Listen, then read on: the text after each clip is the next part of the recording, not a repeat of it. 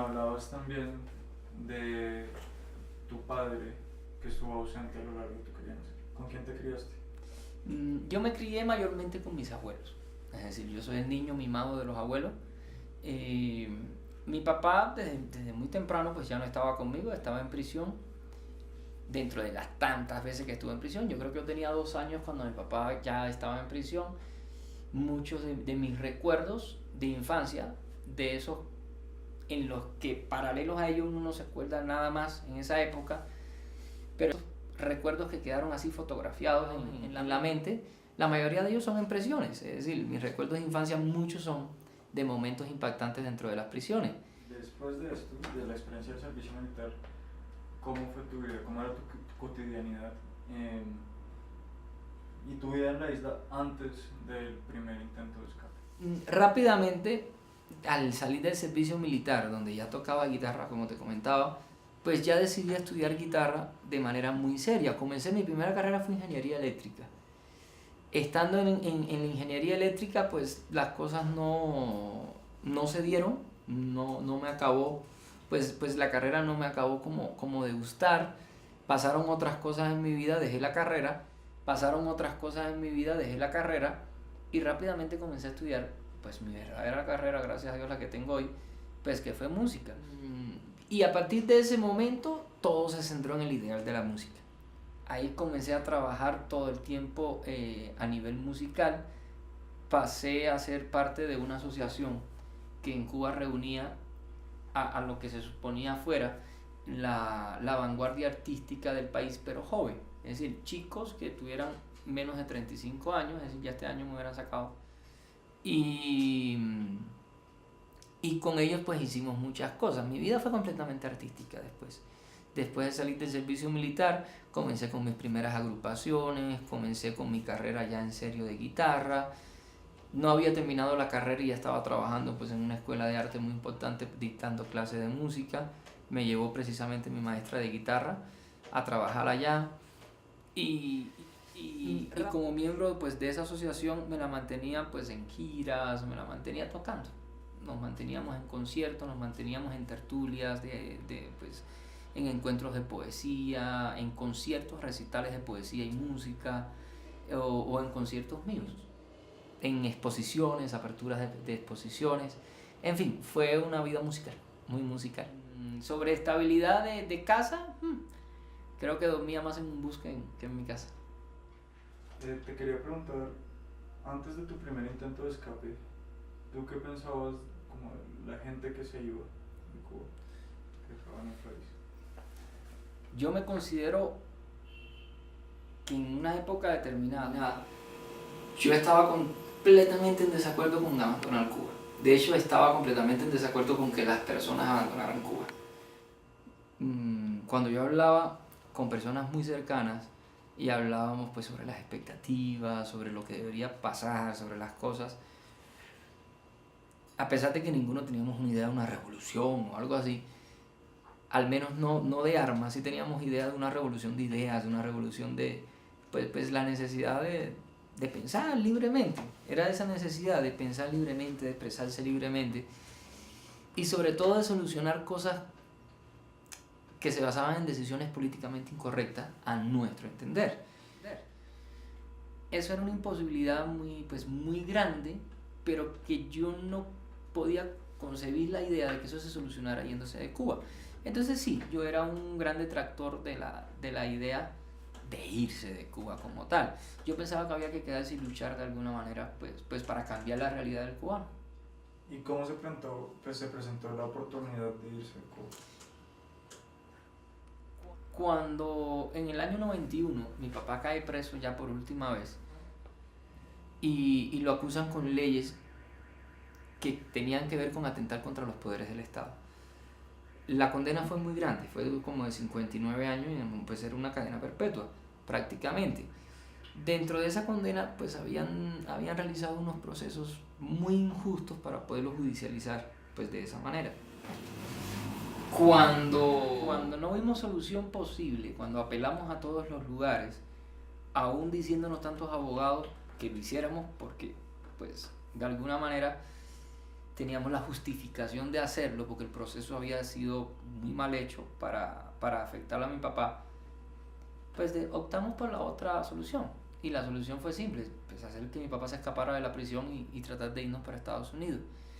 Y como mi papá había sido, pues, en este caso, judicializado por atentar contra los poderes del Estado, lo cual era, en ese caso, un hecho político, teníamos la esperanza de que en Estados Unidos, pues, lo acogieran de alguna manera.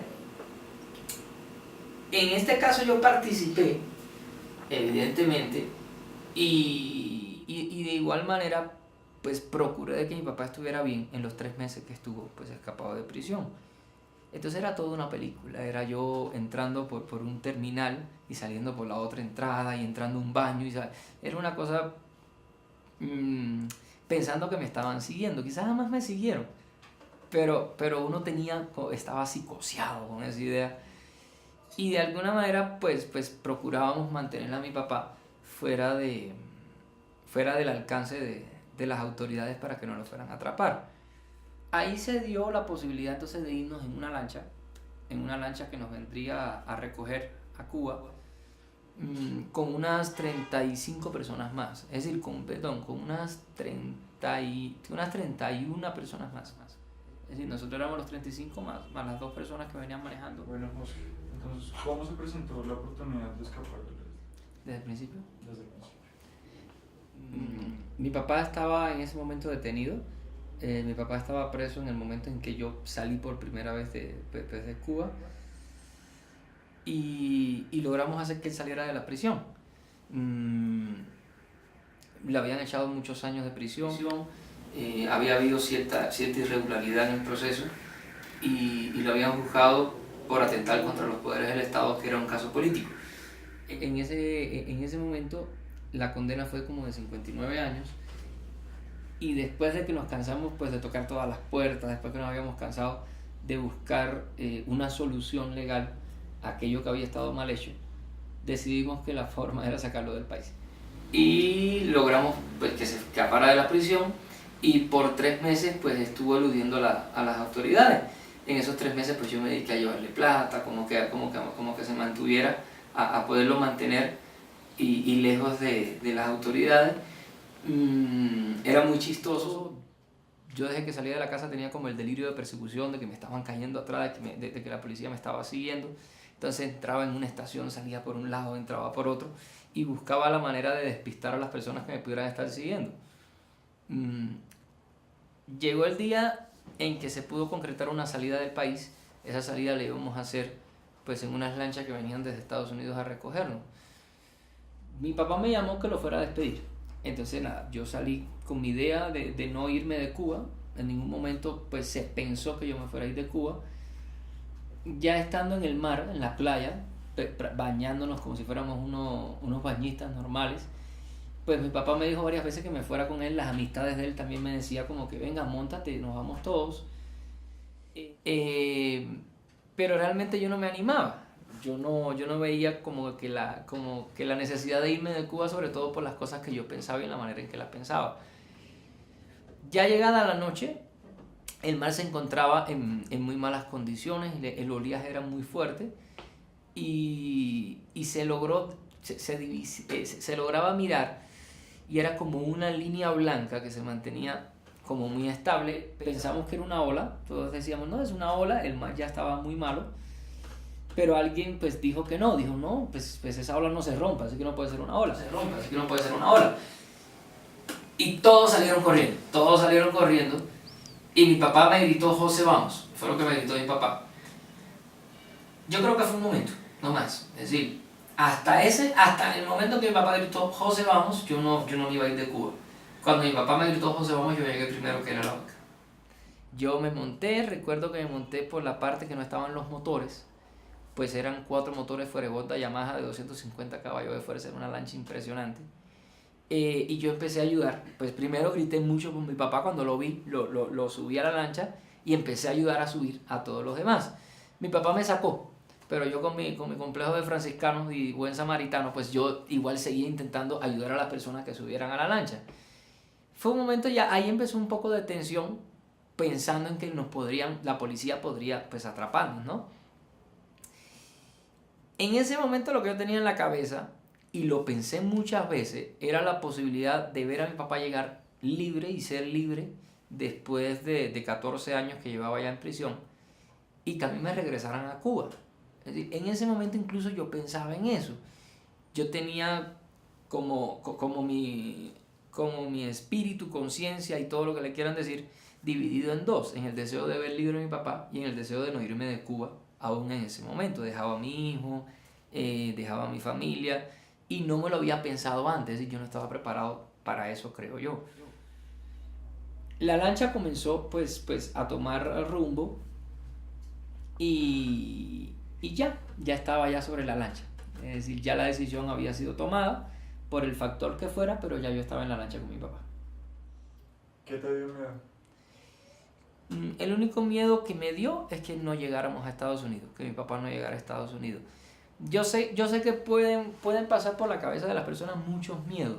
No había ninguno, es decir, no había otro miedo en ese momento. El único miedo era que mi papá no llegara a Estados Unidos. No se pensaba en muerte, no se pensaba en otra cosa que no fuera, es decir, yo no pensaba en otra cosa que no fuera eso, que mi papá llegara a Estados Unidos. ¿Y cómo describirías el viaje? También desde un punto de vista sensorial. La travesía es algo de las cosas que recordaré con mucho amor y digamos de las que veré como una de las grandes aventuras de mi vida, no solo por lo que el hecho en sí representa a nivel de aventura, sino porque era la primera vez que en 14 años yo hacía algo de tal relevancia con mi padre. Para mí era una oportunidad divina, por ponerle algún nombre, ¿no? Para mí era la oportunidad de la vida, del azar, de todo lo que le quieran decir, de poder hacer algo realmente grande con mi papá. Se sintieron muchas cosas raras, incluyendo la locura. Nosotros en un momento, de los tantos que estuvimos a punto pues de que la lancha pudiera sucumbir a las olas, alguien de los que iban manejando la lancha, de los dos lancheros, dijo que iba a llamar por un satelital a Guardacosta Americano para que nos rescatara. Eso iba a significar que nos iban a regresar a Cuba. Y yo recuerdo que todos decíamos de una que no, que preferíamos ahogarnos ahí a que nos regresaran a Cuba. Después en el barco, en el escampavía, como le dicen allá, que es el barco donde nos llevan después de ser capturados, claro, yo pensaba y yo me daba cuenta que había sido un nivel de locura muy grande. Todos estábamos muy unidos. En ese viaje yo sentí que estábamos unidos, todos pendientes de todo, y todo lo que queríamos era llegar. Hubo un momento, estuvimos 2 días a la deriva.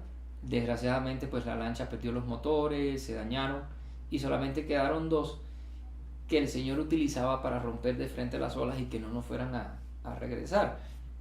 Las olas eran muy grandes, yo creo que las olas alcanzaban a tener unos 5, 6, no sé, 7 metros, era algo impresionante. Pero de los 2 días que estuvimos a la deriva, antes de ser capturados por el guardacosta americano, yo recuerdo que hubo un momento, quizás de 4 horas, en el que el mar estuvo muy tranquilo y yo me sentía muy bien. Es decir, a mí yo tengo un complejo de monje de clausura impresionante. Y la tranquilidad me hace mucho bien. A mí me gusta mucho la soledad y la tranquilidad.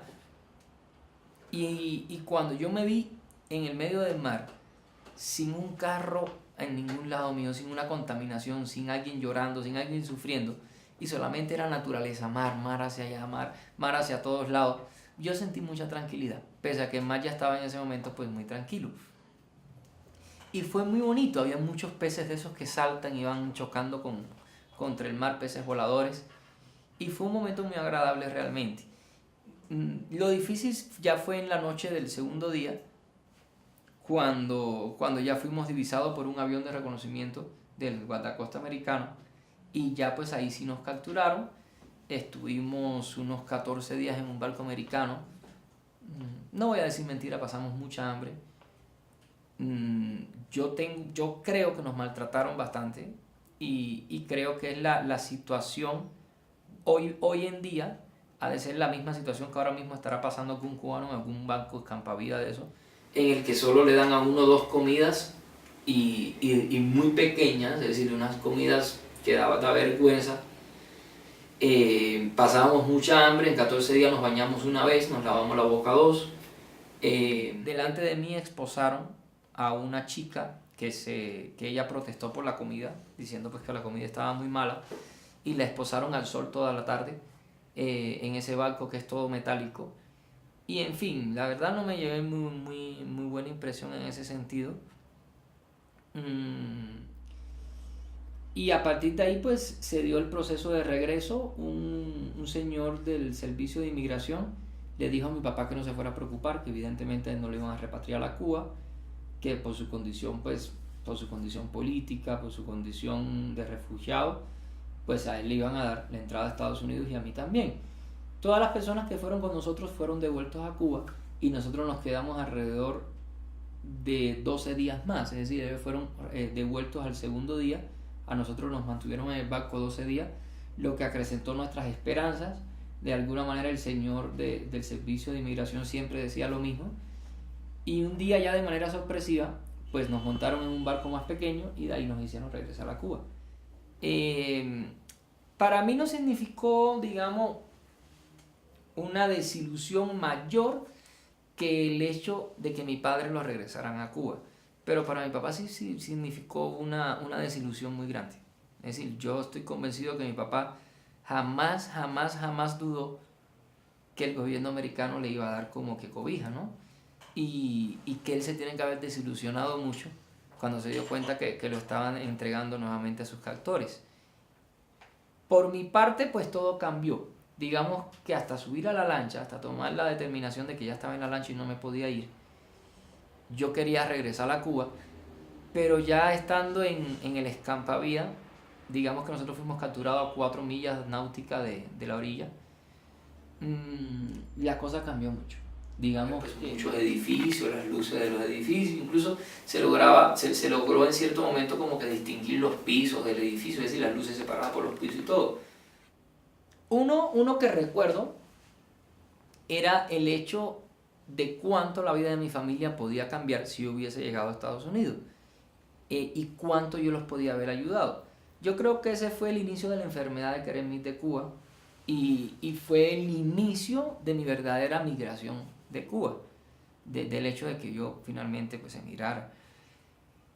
Y la otra fue algo muy chistoso. Yo miré al cielo y le prometí, prometí al cielo, al Señor, a los ángeles, a los santos, yo le prometí cualquier cantidad de cosas. Yo siempre le decía, pues por favor, a mí que me regresen ya mismo, pero que a mi papá no. Y lo único que no tuve el valor de prometer, así mismo lo pensé, era como dejar la música. Y eso fue algo como que después me traumé, porque hasta me quedé hasta con un sentimiento de culpa de que por no haber estado dispuesto a dejarlo todo, pues quizás no dejaron a mi papá. Así que era una cosa muy tonta, pero fueron todos los pensamientos que pasaban por la cabeza en ese momento, hasta que fuimos regresados. A mi papá lo devolvieron a la prisión y a mí al otro día me devolvieron a mi casa. ¿Cuántas veces trataste de escapar de nuevo a Estados Unidos después de eso? Después de esta aventura, yo realicé alrededor de 7 u 8 intentos de irme, no recuerdo. Ninguno de ellos fue ni tan siquiera satisfactorio en la orilla del mar, es decir, nunca nos vinieron a recoger.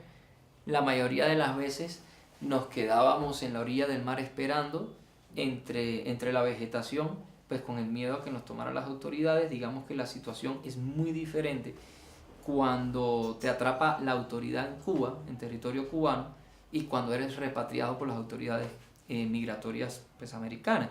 Cuando sucede lo primero, la ley es muy fuerte en Cuba y puedes ir a prisión. Cuando yo regresé, aún estaban echando de prisión, como decimos allá, pues meses, incluso años, por intentar ir del país de manera ilegal. Pero si te regresaba el gobierno americano, había un tratado de inmigración que firmaron como en el 90 y algo, pues en la primera mitad de la década de los 90, que impedía pues al gobierno cubano tomar represalias contra uno. ¿Quién era tu padre? ¿Cómo era él? Mi padre, para mí, ya te decía, pues ya comentaba, mi padre para mí fue un héroe, y yo recuerdo muchas cosas que pasaron delante de mí. Cuando mi padre fallece, mi padre después de salir de prisión en el año 98, escúchame, el año 98, en el 2009, 8 meses después de haber llegado acá, o 2010, bueno, creo que fue antes de finalizar el 2009, perdón. Mi padre le dan la libertad y a los 8 meses de estar en prisión, un conductor que era un señor del taller de la policía, algo así, pues lo atropella y lo mata en ese momento. Cuando sucede esto, a mí me llamó mucha gente desde Estados Unidos, se contactó conmigo, y yo la verdad, pues, ¿qué decirte? Yo creo que por mi padre se sentía mucha admiración. Mi padre fue una gente que la gente admiró muchísimo, ayudó a mucha gente. Delante de mí, yo recuerdo de chiquito, eso me marcó para toda la vida, que íbamos caminando y venía alguien que iba a ver a su novia, ¿no? Y cuando mi papá le dijo, pues, ¿a dónde vas? Le dijo, no, a ver a mi novia. El chico andaba con una camisa y la camisa era fea. Y mi papá, que siempre fue una persona como que adinerada, por decirlo de alguna manera, pues se quitó su camisa y la cambió con el chico para que el chico fuera bonito a ver a la novia. Y a mi papá pues le siguió toda una ola de agradecimiento siempre. Cuando mi papá lo tomaron preso en el 91, mi papá pues se echó las culpas a él mismo de muchas personas, ¿no?